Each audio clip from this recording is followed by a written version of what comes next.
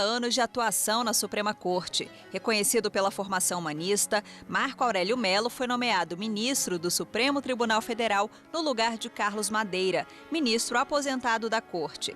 Ao longo dos anos, Marco Aurélio acumulou relatorias em julgamentos históricos, como da ação que discutia a interrupção da gravidez no caso de fetos anencéfalos. O posicionamento do ministro também teve grande destaque em discussões sobre a constitucionalidade de artigos da Lei Maria da Penha, sobre a prisão em segunda instância e uso de algemas, que resultou na edição da súmula vinculante 11 da Corte.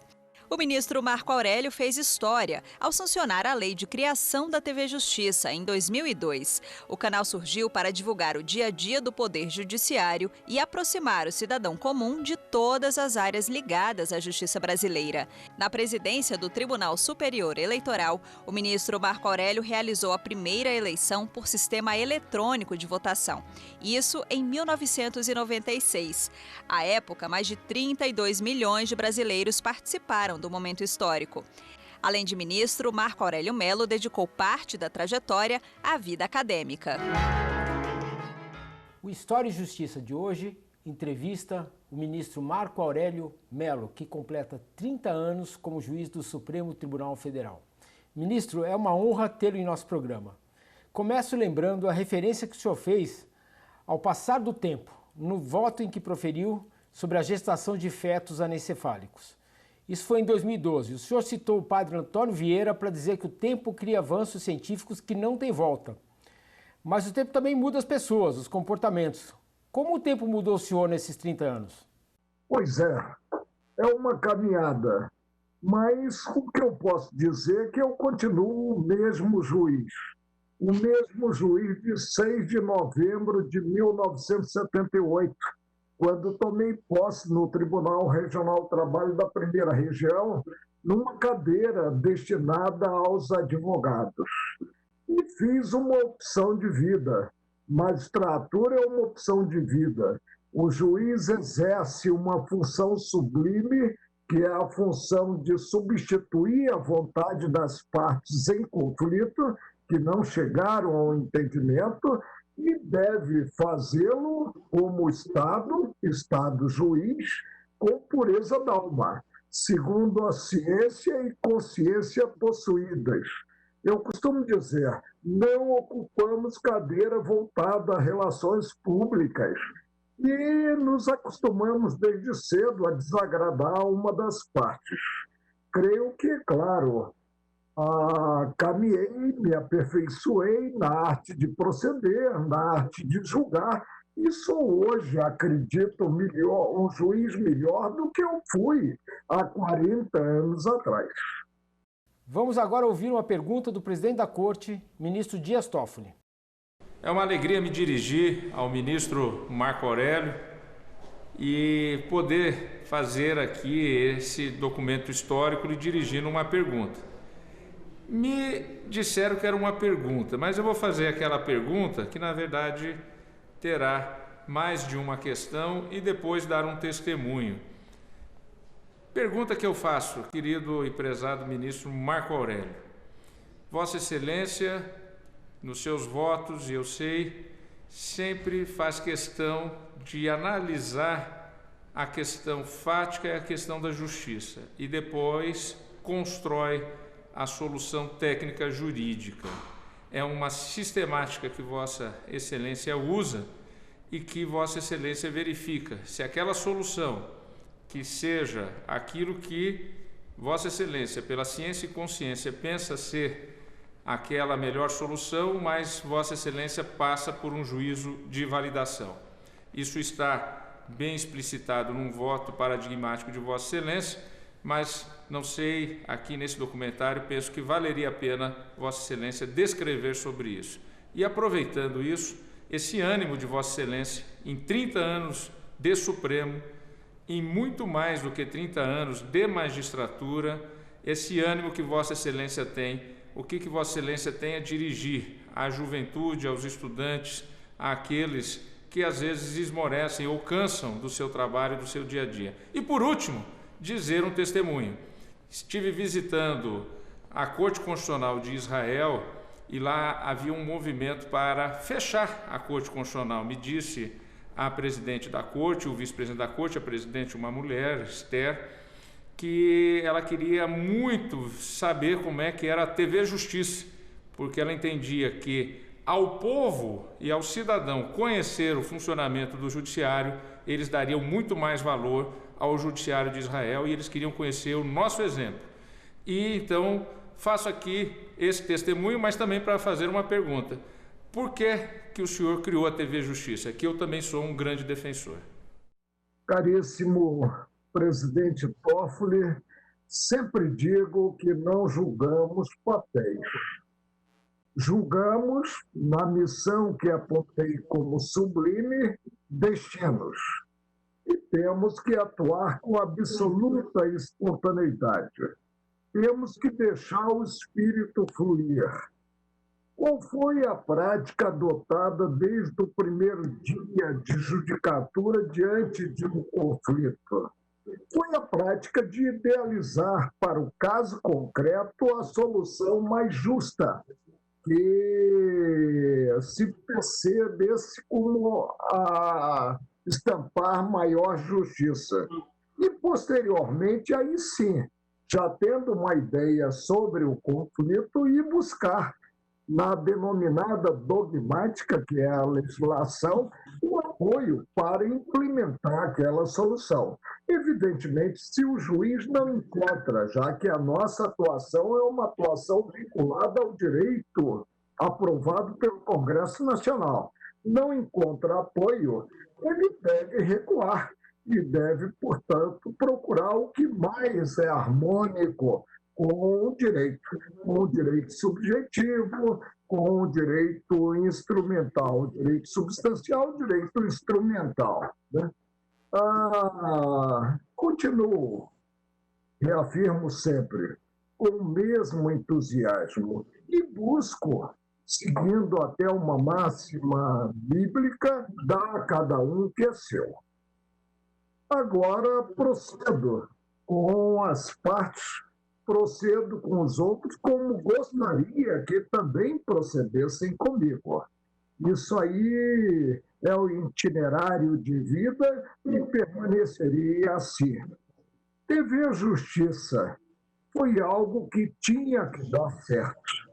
Quando nós imaginamos na administração de 2002 a existência desse canal, que é um canal de utilidade pública acima de tudo, nós partimos com o entusiasmo de sempre. E da apresentação do projeto, que ocorreu mediante a atividade de um deputado federal pelo estado de Ceará, o sinal, irmão mais novo, da senhora Gilmar Mendes, a Guiomar Mendes, né? Quando ele apresentou, a tramitação foi célere. Ainda me lembro que na Câmara dos Deputados, um deputado queria apresentar uma emenda para gerar uma receita para a TV Justiça. Eu disse, pelo amor de Deus, não mexa nisso, porque vamos criar antagonismo. E a TV Justiça será mantida pelo orçamento dos órgãos que participem dela, TV Justiça. E houve a tramitação, era presidente da Câmara dos Deputados, o deputado federal Aécio Neves, e seguiu o projeto para o Senado da República. E também houve uma aprovação muito rápida no Senado. E o presidente Rames Tebet, ex-Ministério Público, queria encaminhar o projeto ao Executivo para a sanção ou veto. E pedi a ele, já que eu estava próximo a substituir o presidente Fernando Henrique Cardoso, para aguardar um pouco. Ele o fez, atendeu esse meu pedido. Por vaidade, não, mas num simbolismo maior. E aí aproximou-se, no mês de maio de 2002, e eu indaguei ao presidente da República, que ia viajar, qual era a opinião dele sobre certo projeto. ele me perguntou de que trata esse projeto. Eu disse, da TV Justiça, Vossa Excelência sanciona ou veta esse projeto? Claro que eu não atuaria com independência maior, substituindo o presidente da República por 4 dias. E ele, então, democrata, né, ele me respondeu, Marco Aurélio, a sanção e veto são seus. Pude, no jargão, então, futebolístico, bater o córner e cabecear gol, né? E sancionar a lei que criou a TV Justiça, que consubstancia a aproximação do judiciário da sociedade, que viabiliza os cidadãos em geral conhecerem um pouco mais o dia a dia do judiciário, com a transmissão direta das sessões do tribunal. Lembro-me que estava com uma viagem programada à China, a convite do governo chinês, com os demais presidentes das cortes superiores, quando houve uma resistência dos colegas que não queriam a transmissão direta. Eu pedi para eles simplesmente aguardarem que, na volta, trataríamos do tema. Nada melhor do que a passagem dos dias. Como a TV Justiça caiu nas graças da cidadania, dos cidadãos em geral, quando eu retornei já não havia mais a resistência. E começaram, então, a dizer que as sessões se prolongavam muito em razão da TV Justiça. Com o humor carioca, eu disse, a TV Justiça só é responsável por 2 coisas. O penteado coque impecável da ministra Ellen Grace e a melhoria das nossas gravatas. Agora, ministro, o Brasil continua sendo o único país do mundo cuja Suprema Corte, o órgão superior da Justiça, transmite ao vivo suas sessões. O senhor acha que continuamos sendo uma vanguarda de algo que o mundo um dia vai reconhecer? Sem dúvida alguma. Nós avançamos dando uma ênfase maior à publicidade. O que é a publicidade? É um princípio básico da administração pública. E é justamente a publicidade a implicar transparência que permite aos cidadãos, aos contribuintes, acompanhar o que é feito na administração pública e cobrar da administração pública o melhor. Entendo.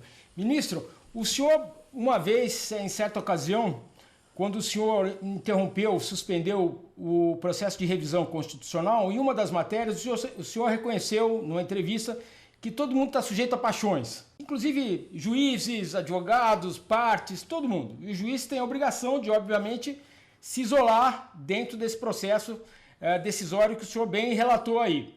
Eu queria lhe perguntar o seguinte, o senhor, certa feita, chegou a julgar contra o seu próprio clube de futebol, o Flamengo, se eu não me engano. O senhor poderia relatar um pouco como isso aconteceu? O que significou para o senhor julgar contra sua própria paixão futebolística? Em primeiro lugar, a justiça é obra do homem e, portanto, é passível de falha. Nós integramos, quando estamos em tribunal, um colegiado e vence sempre a maioria. Claro que, às vezes, há um implemento, no calor das discussões, há um implemento de medida cauteladora. Mas, nesse caso da Previdência, foi no governo Fernando Henrique Cardoso, né? Levei imediatamente o processo ao colegiado. Não sentei em cima do processo para tornar prevalecente a medida cauteladora que implementara. Problemática do time de futebol. Todos sabem que eu sou apaixonado pelo Flamengo. Tanto que o hino do o sinal do meu telefone celular é o hino do Flamengo. Mas aí houve realmente um conflito entre o Flamengo e o Sport Clube de Pernambuco. E se discutia o campeão de 1987. Levei o processo à turma, não me dei por impedido, nem por suspeito, porque sabia que atuaria com absoluta independência, como deve ser quando se atua nesse campo, que é o campo de julgar, e puxei o voto, no sentido de não acolher a pretensão do Flamengo. Por que eu fiz? Porque havia algo de envergadura maior agasalhado pela Constituição Federal, coisa julgada mediante sucessivos pronunciamentos, reconhecendo apenas um campeão brasileiro de 87, o Esporte Clube de Recife.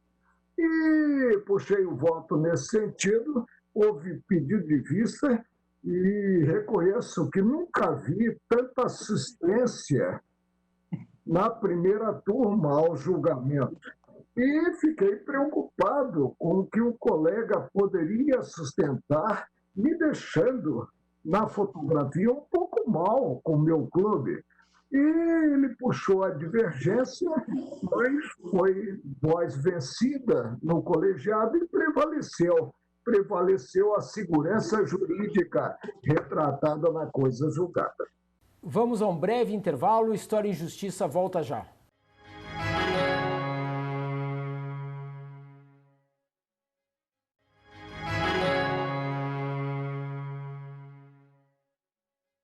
Estamos de volta com História e Justiça, entrevistando hoje o ministro Marco Aurélio Mello. Ministro, além da TV Justiça, o senhor foi responsável por outra novidade. O senhor presidiu o TSE na inauguração do voto eletrônico. Quais são suas lembranças do episódio? Tenho e visitei alguns municípios. Nós realizamos a primeira eleição informatizada e tudo era novidade nos municípios com mais de 100 mil habitantes ou eleitores, não me recordo bem. E lembro que quando estávamos para implementar essa eleição, e a eleição foi idealizada pelo meu antecessor, ministro Carlos Veloso, eu fui apenas marechal de campo, não criei o voto informatizado, se constatou que se houvesse uma infeliz coincidência, já que a aparelhagem armazenava votos e só passava em conjunto para o disco fixo, né, esses votos posteriormente, se houvesse a coincidência de, nessa hora da passagem, estar alguém votando, travava a urna. Isso provocou uma resistência de 4 grandes tribunais regionais eleitorais.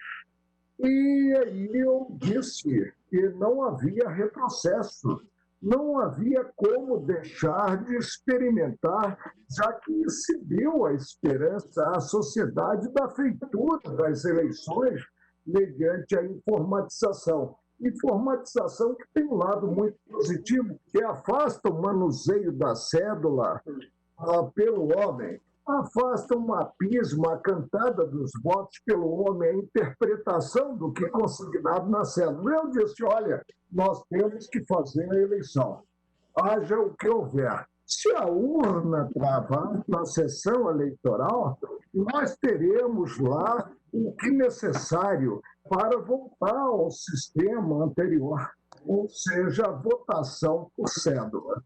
E foram poucas as urnas que travaram, porque também era algo que tinha que dar certo. Um avanço no Brasil verificado, portanto, graças à inspiração, repito, do ministro Carlos Veloso.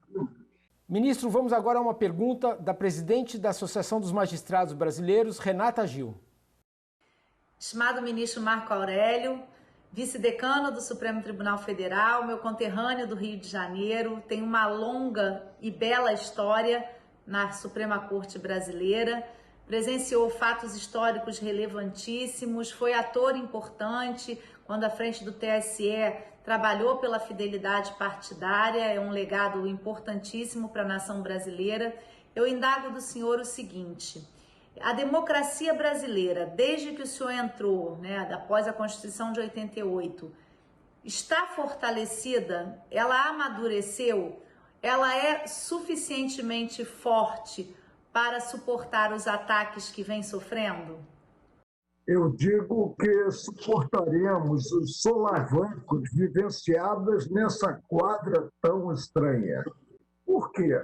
Porque nós sentimos que as instituições brasileiras estão funcionando e estamos procurando o melhor para o Brasil em termos de futuro, visando até mesmo ter-se uma melhoria na vida em sociedade. Ou seja, continuo convicto de que, em que pese esses conflitos entre poderes, e cada qual deve atuar na área que lhe é reservada constitucionalmente, em que pese esses conflitos, alguma exacerbação, alguma manifestação até mesmo violenta contra esta ou aquela instituição, nós permaneceremos no Estado Democrático de Direito, porque é esse Estado que interessa a todos. Entendo. Ministro, mas complementando a pergunta da presidente da AMB, nós verificamos que desde a redemocratização nós tivemos 2 impeachments, 2 presidentes da República presos, de vez em quando surge uma tentação totalitária, populista. Não existe algo de equivocado no nosso modelo presidencialista, ou no nosso modelo de regime constitucional? Nosso modelo é um modelo, como é também a Suprema Corte, um modelo que copia até certo ponto o americano. E aí há o sistema de freios e contrapesos, com os órgãos atuando e se controlando mutuamente. Nós não temos como imaginar que possa haver, cada presidente tem um perfil, devemos respeitar o perfil do presidente, nós não podemos imaginar que se cogite de uma virada de mesa, de um ato de força que vise esta ou aquela outra solução. Nós precisamos atuar a partir do entendimento, a partir da compreensão, a partir da temperança e visando o melhor para a sociedade brasileira. Ministro, quais são os limites a partir dos quais passam a existir riscos reais à democracia? Quando nós imaginamos que já vimos tudo, surge uma novidade. Mas aproveitamos a novidade para avançar, para fortalecer em si a democracia. Não se tem um limite estabelecido que não possa ser alcançado ou ultrapassado. Não existe isso.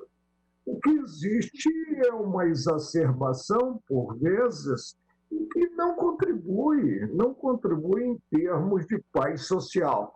Mas as instituições vão atuando e vão realmente partindo para o entendimento. É o que nós almejamos.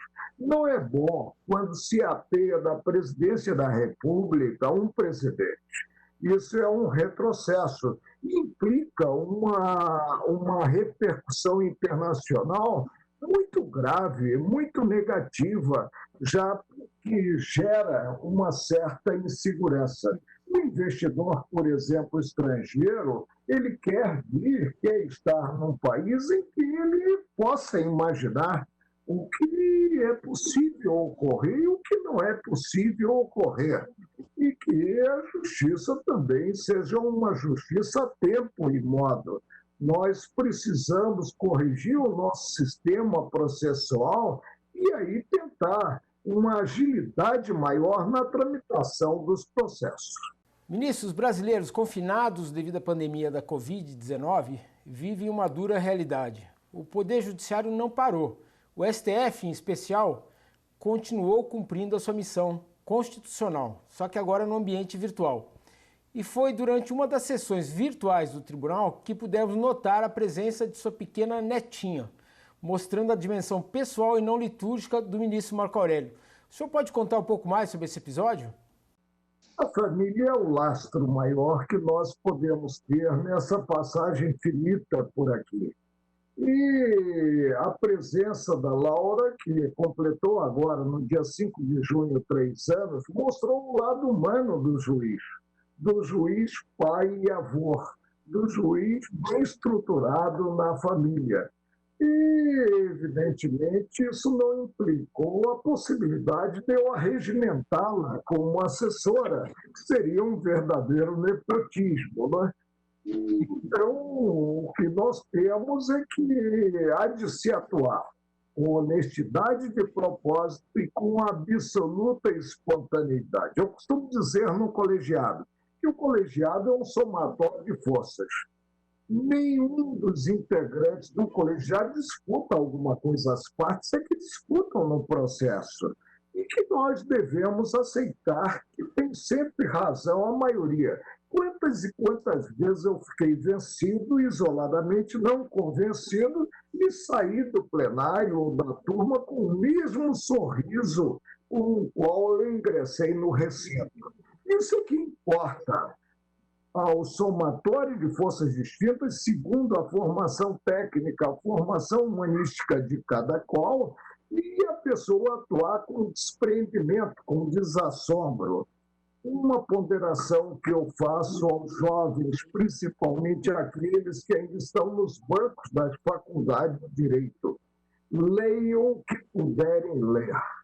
Leiam no campo técnico, jurídico, mas leiam também considerada a literatura. Mais importante do que a formação técnica do operador de direito é a formação humanística, já que as leis são feitas para os homens e não o inverso. Ministro, o senhor quer dizer, então, que o voto vencido não significa uma perda, uma derrota? O que ele representa para a pluralidade das decisões e divisões no julgamento? Teria inteligência bastante para perceber a tendência do colegiado e aderir a essa tendência.